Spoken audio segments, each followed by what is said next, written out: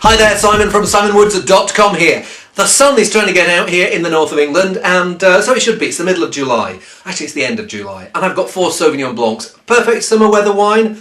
Well, let's have a see. First one's Lewin Estate 2009 Art Series Chardonnay from Margaret River in WA, Western Australia. And I mean, Lewin's well known in terms of white wines. Its Chardonnay is probably the most famous wine, and then the Cabernet does pretty well as well. But I've enjoyed this wine in the past, and it's a slightly different style than stereotypical New World Sauvignon. I find it more in tune with Bordeaux. Still, you can tell it's come from somewhere. It's probably got a bit more sunshine than the main Sauvignon areas in Europe. But let's see if the 2009 fits that description. Yeah, what I get here is this slightly smoky, nutty, ever so slight edge of tinned pear. I don't get the that smokiness. It's from the fruit rather than from oak barrel. I don't think it's. I don't know if it says here. No, I don't think it's been anywhere near an oak barrel. But yeah, it's got this almost like slightly smoky, flinty edge, and yeah, not that exuberant, bouncy fruit that you get in Marlborough. Well, we've got a Marlborough wine coming up. Let's see if it's bouncy at all. But I've sorted them in vintage order. Well, I've only got 2 vintages, 2009 and 2008. But this is the lightest in alcohol, so that's why I'm doing it first, 12.5%. It smells like it's going to be nice, fresh and crisp. Yeah, what it is, it's crisp but it's mouth-filling. And it's got this lovely, luscious citrus, gooseberry, really deep, tangy, bouncy, spicy, spiky wine. Very zesty, very refreshing. But despite all that zesty zip, it's not one of those shrieking Sauvignons, and a bit of rhubarb in there. Quite mature fruit flavours, not too adolescent. What I mean by that is it doesn't feel like it's going not shrieky, shouty type of flavours, but quite quite zesty and tangy all the same. I know what I mean. Next one, we are next to it actually in New Zealand. This one is from the North Island, bottom end of the North Island, in Martinborough, also known as Wairarapa, and it's a Gladstone Vineyard Sauvignon, 2009. So we're up a degree in alcohol with these next two, 13.5%. Now Marlborough's the big place in New Zealand that's made its name for Sauvignon Blanc, but and we're a bit further north here, bottom end of the North Island. So maybe you're expecting something that's a little fleshier, maybe less sharp than Marlborough. Let's have a see. Actually, it feels like it's quite a grown-up wine. It feels like it in the way that the Lewin was. It had what I call grown-up flavours. It wasn't trying to sort of go me, pick me. This has got like well, people talk about stone fruit, apricots, plums. That's that edge of the spectrum, and it has got this. If it's got green flavours, well, I mean those fresh, zesty flavours. It's more green gauge than maybe out and out lemon. Don't get any asparagus or anything like that. And I get that same sort of hint of rhubarb that I was getting in the Lewin. The other thing I get is this undercurrent of like I don't know what the soil precisely is here, but there's like this clay-like minerality coming through. It's got quite broad, round, confident flavours rather than yapping flavours.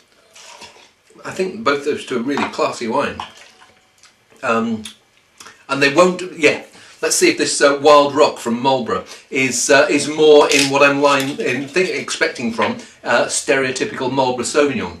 Although it's funny when you talk about stereotypical Marlborough Sauvignon. I tasted my way through a lineup recently, and whereas once upon a time you'd go through a row of 18 New Zealand Chardonnays, and there were basically 5 different wines and 16 different labels for each. Now there's much more of a difference between the styles, and I think it's as the winemakers grow up, as the vineyards get more mature. Certainly more of the character of the soils coming through into the wine. Let's see if this is true of this one. Wild Rock's a label from the Craggy Range winery. So let's see how this fares. Price, bar 10 quid, so give it a whirl. This smells simpler, this smells fresh. It doesn't smell sort of out and out shrieky. It smells like it's got a soft, ever so slight lemon jelly edge, which for me makes me think it's maybe not going to be as interesting as the two that have gone before, but still smells good. And it has got more of that bracing, it's almost got a briny edge to it too. That zesty, bit of the gooseberry, but certainly the citrus, a bit of the green apple in there. I like that. I like that.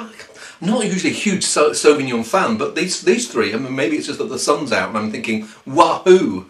But yeah, that's like a squeeze of lemon. You know, when you have sardines fresh from the grill, that's like the squeeze of lemon that you want on it. And it's got quite a bit of, it's got that zip, but it's also got quite a bit of flesh behind it. Ah, well, I'm enjoying these. Final one. Bit of a sad one, this one.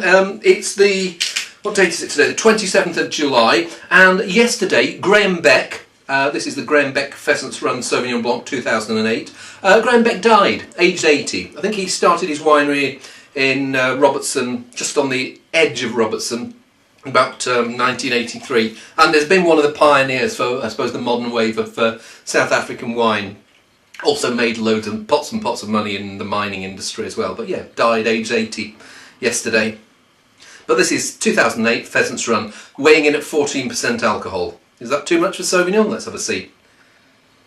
And it's a very different style here. This is much more, it's that very green, grassy, green pepper, methoxypyrazines is the chemical term for it. And behind that, it's almost like lime custard. If someone had said that that was a Semillon from Margaret River, they've got very similar characteristics. Green pepper, lime custard. And personally, it's not something that really does it for me. I find it very extreme, intriguing, but I don't want to drink very much of it. I may be wrong. Let's have a see. Yes, it's funny. You can feel the warmth of the climate there because they've had to pick it early in order to keep it a bit of zestiness in there. It's still got up to 14% alcohol, but those green flavours, it shows that there's something that by the time they got to the picking, some of the flavours weren't ripe enough to totally eradicate that. It's a characteristic, that green pepper, methoxypyrazine. In small amounts, it can add seasoning, but here I just find it that little bit too much.